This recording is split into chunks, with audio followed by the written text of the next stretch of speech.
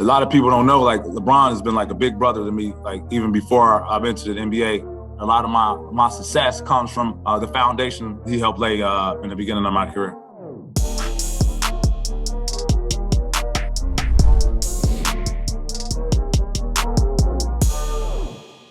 All right, Patrick, thank you so much for joining the show. One of your first plays that I remember was against my Miami Heat. I grew up in Miami. You had to dunk on Chris Bosh. What was your mentality here? Actually, the play was for James Harden. I was supposed to come off the screen, off the stagger screen. They were supposed to clean up James on the other end. I seen an opening. I wanted to be aggressive. I took it. I didn't expect Chris Bosh to jump, but I got that close. You know, those young legs. I wanted to just, kind of make a play, and I was up there, and I just, decided to just turn it over. Were any of the games against Miami personal? Because we talked about you were drafted by the Lakers, then traded to Miami, and then had gotten cut, and that kind of started your unique NBA journey. I don't think many folks know of, you were out of the league for a few years and fought your way back, and now have been in the league for 10, 11 straight years? Yeah. Were those games personal for you? I mean, I believe everything. Anybody I played that, didn't draft me or cut me, or I seen a guy who got drafted ahead of me, or I don't know, a guy that, talk trash on Twitter, I take all that personal. So it's always a chip on my shoulder. There's always a little edge there to go out there and, compete at the highest level for sure. How did you take that next step as a player? What was different about you in 2009 versus you in 2012 where you had finally made the league? Was it someone just finally giving you the opportunity, or did you feel like you became a way better player over those 3 years? Early, I went to Arkansas. People, didn't know what I was yet at position-wise, didn't know if I was a shooting guard, point guard. So I kind of went overseas to kind of understand how to run a team, play basketball the right way.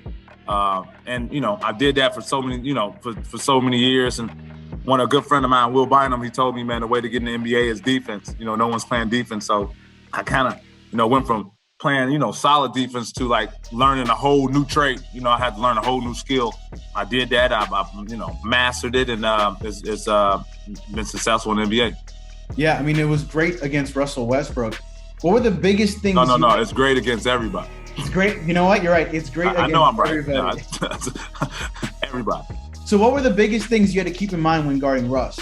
I guard percentages, I guard tendencies, I guard habits. That's what I guard. So I don't guard actually the actual player. I guard what the player does. So percentages, what he shoots from the three-point line, free throw line, tendencies, what does he like to do? Does he like to go left or right? And habits. Does he get lazy in the third quarter? Does he pick up his game more in the fourth quarter? Does he come out swinging in the first quarter? So I gauge my defense off that. How important are the mind games? Just maybe knocking the ball out after the whistle's blown, talking trash. Are those things important, or is it more important to guard the tendencies? I really don't go in games like trying to talk trash. Like I'm super locked in. I'm super dialed in. I might swipe low for a steal, like give me that. But if a person reacts from it, then I'm gonna react from that. But I'm not going in the game like, oh man, he a bum. It's my physical play forces people to feel some type of way. So if I'm on you and I'm physical and I'm hitting you and you go to the ref, he's hitting me. I go behind you to the ref. Ref, don't listen to that. Ain't nobody hitting them. So it's not mind games. It's a lot of people don't like to be hit. A lot of people don't like to be touched, especially in the NBA. So, my physicality presents something else, and that leads to something else. Makes a lot of sense. Now, your workout with Tim's, is this a real workout, or were you just having fun on the internet that day? I don't have fun on the internet. That's not my type of thing. I take my training very serious. I take my craft very serious. Just how I feed my family. Couldn't find an ankle weights that morning. Tim's are harder to move in. It's harder to kind of pick up your knees. It's good on the calves. It's good on the hamstrings, especially in the sand. Just wanted to make it extremely hard. You see, I got the Arkansas hat on, trying to get a good sweat in. At the same time, enjoying a Manhattan Beach view. Guarding Steph, you two I didn't know you two had a relationship. You guys were roommates at one point when you guys would go to different camps, like the LeBron camp. Yeah, roommates there. Played overseas together. Got the silver medal on the USA team together. Really good friends, man. Really, really, really good friends. Yeah, that's my guy. Have you had to change how you guard him over the years? Same. A lot of guys like to contest from up top. I don't. They both counted the same as you. Contest up top, get it, or you swipe low and get it. It still counts as a block. And I like to most of the people I like to defend on hate low swipe because you have to bring the ball low then get up. Everyone's used to a contest up here, not a contest down, so it kind of takes the time away. With Lonzo, there was a tweet a few months before this game that said, I think you kind of gave him a warning that, hey, you're going to be ready for this game. For months, were you thinking about this game, or was this just another day in the world for Patrick Beverley of, I'm going to get in, I'm going to do what I normally do and stop him? You wait on the schedule to come out. And I wanted to see who the first game was against, and the draft and Lonzo, obviously his father at the time, and they gave him the first game. I couldn't believe the NBA did it. They gave him the first game against me. This is still a young teenager at the time, trying to find his way in the league, and I looked at it as an opportunity to take advantage of. Did you do the "You Can't See Me" John Cena celebration? I've been doing that for years. I didn't know John Cena did that until now. So yeah, I've been doing that for years. But yeah, shout out to John Cena, I guess. Now your dagger against the Pacers. Is this a cross or did he slip? I don't know. I don't think I know. I played off the catch, going to my strong hand. They put 2 on the ball with Lou Will. I was able to get in the paint, get to the floater. I like to shoot a lot and just try to make a play. Is your offensive game underrated? Very. I told my homies years ago, man, please let them keep closing out short on me, man. We go just shoot threes all year. Obviously, besides this year, I've been 40% from the three the last, 4 or 5 years. If the guys won't let me shoot threes, I have very, very much confidence in my game to knock it down. What's your relationship with LeBron? I know you said you had been to the LeBron camps back in the day, and you also spoke about maybe one day playing with him. A lot of people don't know, LeBron has been like a big brother to me, even before I've entered the NBA. I was with the Heat when he made the decision to go over there.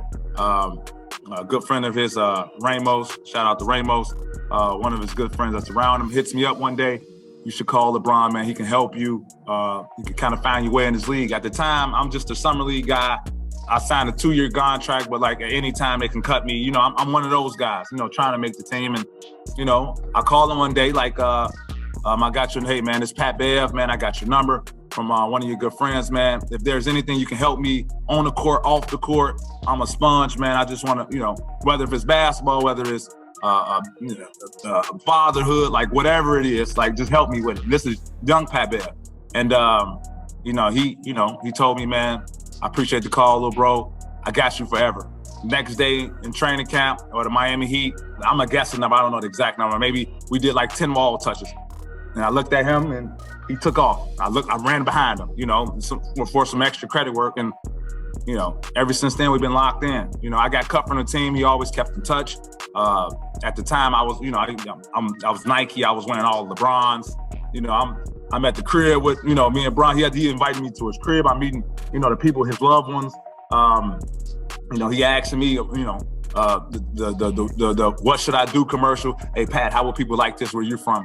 Stuff like that. So, and a lot of people don't even know that, and this is my first time kind of sharing that with you. So me and him locked in, gave me the blueprint to how to stay in the league consecutively over years and years. And a lot of my credit, a lot of my, my success comes from the foundation that he helped lay in the beginning of my career. What is that blueprint to stay in the league for many years? What's that number one thing that sticks out to you? He always told me to be different. Just be different, Pat. Be different. Rookies in the beginning of the year, they get on the bus. They always like to sit in the back. Don't be them. Sit in the front. So be different. I took that and ran with it. Literally ran with it. And I'm my own me. I don't kind of fit into the numbers category. I don't kind of fit into the NBA crew category. I'm kind of like a loner, a lone wolf. I do my own thing. I work on my game every summer. I work on my body every summer, and I try to come back the better version of Patrick Beverley each summer. And it's led to a lot of success now. Can you walk me through the Christmas Day play? What you're thinking right here? Okay, so the screen went Caruso. Boom, right there, stop. So I understand they need a 3 to tie. And I understand, he's not going for the 3.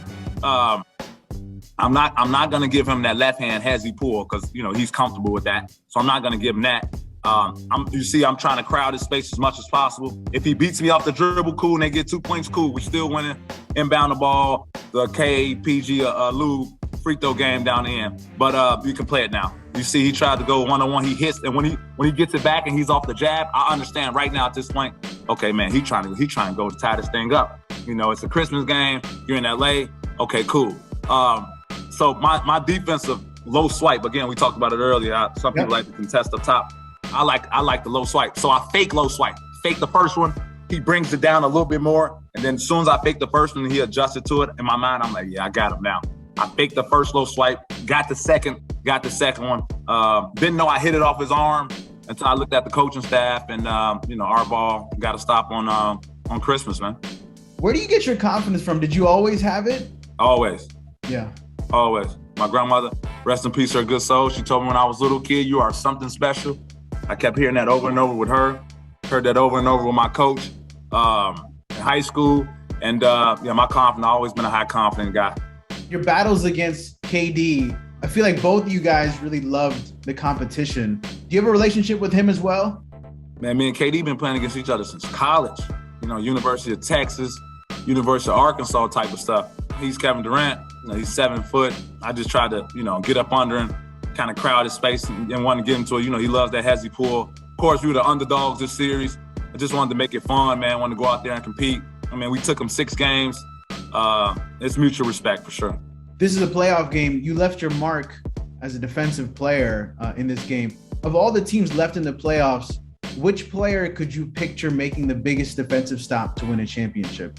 Obviously, you have to go with Marcus Smart, Defensive Player of the Year, if he's healthy. And, of course, Draymond Green. I really think Draymond Green is one of the best defenders to play the game. And I mean, like, one of the best to play the game. Just his IQ. He can guard the ball. He can defensive rebound, and he take charge. It's just he can guard bigs. He can guard guards. He can guard wings. So, yeah, those two. Now, against Chris Paul, you showed off your handles a little bit. What are you and your teammates specifically trying to take advantage of when he's playing defense? They were switching a lot. They put Aiden on Batum. We understand Batum was going to be at the three-point line a lot. There wasn't a lot of size in there to protect the rim, and we just wanted to try to get downhill all game. It was a good-ass series. They came up with the dub. I think CP played his ass off that last game, had 41. I defended Devin Booker. I mean, it's probably one of my best defensive series I'd probably had, besides this last postseason with Ja Morant. But, I mean, it was fortunate. It was a good-ass series. We came up short. No Kawhi, obviously, but, it was a good test, man. It was fun. One of your plays against the Lakers, I believe you get the rebound. This is all hustle. This is all heart, right? I mean, there's ways to look at it. You can look at it all from my standpoint as all hustle, all heart. You can look at it another way as Lakers, no attention to detail. I'm probably the best historically offensive rebounding guard to ever play the game. I mean, this is not me saying it, just the numbers. So if I'm on the court, you got to box me out. Historically, that's like Steph Curry being historically one of the best shooters. You don't leave him open. So it's just a mixture of both. It's a mixture of heart. It's a mixture of, people in the Lakers not being locked in also. When you helped up the referee, do you remember this moment? And also that is what is going on. We got referees down. Look, Patrick Beverley. There we go, Pat Bev. It would have been funny if you got a violation.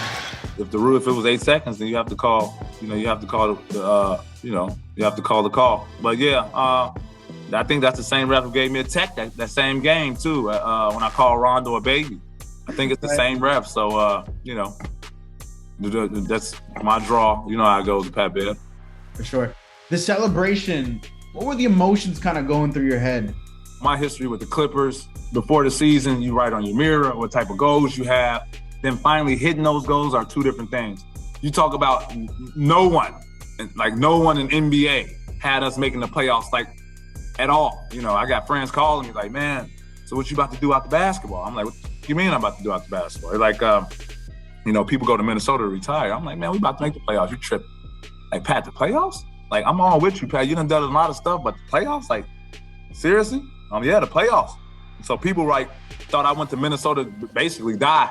And it's been totally opposite. I had goals I set and to do it against the Clippers, to do it against, T. Lue, Paul George, the guys I played with, to do it with, Steve Ballmer sitting right there, front row. It's a lot of emotions behind that, due to, those are all my brothers over there, so and they've been beating us the whole year. To come back, to win in that fashion, to win in a play-in, to take off that lid of going to the playoffs, start something new in Minnesota, finally gain that respect of, I played with the Rockets, it was never Pat Bev, it was James Harden. I played with the Clippers, we were 8 seed. It wasn't Pat Bev, it was Lou Will, to play with the Clippers again, it wasn't Pat Bev, it was Kawhi, it was PG. So to finally get my own team, put my imprint on it and finally get the respect, that I feel like I've been deserving all these past years. To finally get that, it was very emotional. Were you surprised to see former players, fans, people in the media try to take shots at you guys for celebrating? Hell no, y'all listen to that stuff. We don't listen to that stuff. Right. It is what it is. We're happy that we kind of took that lid off making the playoffs, and it's something that we wanted to start with this group, and we did it. That was our original goal from the get-go, and it's just the start of things. Alex Rodriguez is showing a lot on the broadcast. Is he involved with the team a lot right now? Yeah, he one of the best to do it too, man. Very intelligent man. Call him up. Hey, A-Rod, I need this, man. Oh, no problem, Pat Bev. Like A-Rod, the teams need credit card for extra dinners. Oh, no problem. He's been holding it down, man. Obviously, he's one of the minority owners at this time. Glenn Tater's the a majority owner at the time, but him, Mark Lore, Glenn. You talking about three incredible guys, man. Guys who've worked their asses off to get to where they are at this point in their life, and a great ownership group. Great. The lob off the backboard during the playoffs. At what point did you realize that you were going to have to throw it off the backboard? The way the defense is set up, I think Jaren Jackson, he's in foul trouble, so there's no rim protection. You got Clark right there on Cat. They like to stay home with all the shooters, especially against a player like me. They don't think Patrick Beverley can beat you. I honestly thought it was a foul that they didn't call. I got caught up in my dribble. I had to make a play. He went for the first pump fake. I seen, the backboard, only play I can make. I didn't want to shoot it and just try to make a headsy play. Last one for me. There was a clip where you were talking to Greg Popovich, but the commentators said that Pop was coaching you. Is that true? No, you guys don't ever know what you're talking about. Right. And this had nothing to do with the game. I asked Pop, I'm like, man, from your advice, man, I know you were big in the triangle, and I know you're a very educated coach. I'm trying to see some quick hitters to get Cat, the ball without them double teaming. And I asked him what you think about this play called C. And he looked at me, and I think it was another timeout, some free throws. I went back to him. I'm not opposed to that. I like that. And we started running, and it became my best out-of-bounds play for the entire season. Well, thank you for the time. It was no problem, brother. I learned a lot, genuinely. So I really, really do appreciate it. No problem, brother.